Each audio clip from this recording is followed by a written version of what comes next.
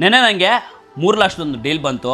ಅದೇನೆಂದರೆ ಈಗ ವೇ ಪ್ರೋಟೀನ್ನ ಪ್ರಮೋಟ್ ಮಾಡ್ತಾ ಇದ್ದೀನಲ್ಲ, ಅದನ್ನು ಸ್ಟಾಪ್ ಮಾಡಿ ಅವ್ರ ಬ್ರ್ಯಾಂಡ್ನ ಪ್ರಮೋಟ್ ಮಾಡಬೇಕು. ಒಂದು ಸಣ್ಣ ಮಿಸ್ಟೇಕಿಂದ ಆ ಡೀಲ್ ಕ್ಯಾನ್ಸಲ್ ಆಗೋಯ್ತು. ಅದೇನೆಂದರೆ ನಾನು ಅವ್ರನ್ನ ಕೇಳಿದೆ, ಬ್ರೋ ನಿಮ್ಗೆ ವೇ ಪ್ರೋಟೀನು ಲ್ಯಾಬ್ ಟೆಸ್ಟೆಡ್ ಅಂತ ಕೇಳಿದ್ರಕ್ಕ, ಇಲ್ಲ ಅಂತ ಹೇಳಿದ್ರು. ವೇ ಸೋರ್ಸು ಎಲ್ಲಿಂದ ಬರ್ತಾರೆ ಅಂತ ಕೇಳಿದ್ರಕ್ಕೋ, ಅದಕ್ಕೂ ಅವರು ಆನ್ಸರ್ ಮಾಡಿಲ್ಲ. ಅಟ್ಲೀಸ್ಟು ನಿಮ್ಮ ಫಿಲ್ಟ್ರೇಷನ್ ಪ್ರೊಸೆಸ್ ಹೆಂಗೆ ಮಾಡ್ತಾಯಿದೆ ಅಂತ ಕೇಳಿದ್ರಕ್ಕ, ಅದಕ್ಕೂ ಆನ್ಸರ್ ಮಾಡಿಲ್ಲ. ನಾನು ಆ ಬಾಕ್ಸ್ ಮೇಲೆ ಹೋಗಿ ನೋಡಿದೆ ಇಂಗ್ರೀಡಿಯೆಂಟ್ ಲಿಸ್ಟು, ಅದ್ರ ಮೇಲೆ ಮಾಲ್ಟೋಟೆಕ್ಸಿನ್ ಅಂತ ಯೂಸ್ ಮಾಡಿದ್ರು.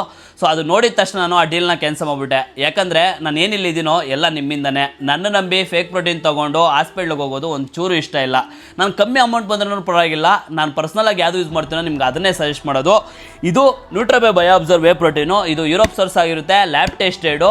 ಸೊ ಫಿಲ್ಟ್ರೇಷನ್ ಪ್ರೊಸೆಸ್ ಎಲ್ಲ ಈ ಬಾಕ್ಸ್ ಮೇಲೆ ಹಾಕಿರುತ್ತೆ. ಯಾವುದೇ ರೀತಿ ಮಾಲ್ಟೋಟೆಕ್ಸಿನ್ ಯೂಸ್ ಮಾಡಿರಲ್ಲ. ಇಷ್ಟೆಲ್ಲ ಇದ್ರೂ ಇವರು ಧೈರ್ಯ ನೋಡ್ಗುರು, ರೀಸನಬಲ್ ಪ್ರೈಸಲ್ಲಿ ನ್ಯೂಟ್ರಬೆ ಅವ್ರು ಮಾತ್ರ ಕೊಡ್ತಾ ಇರೋದು.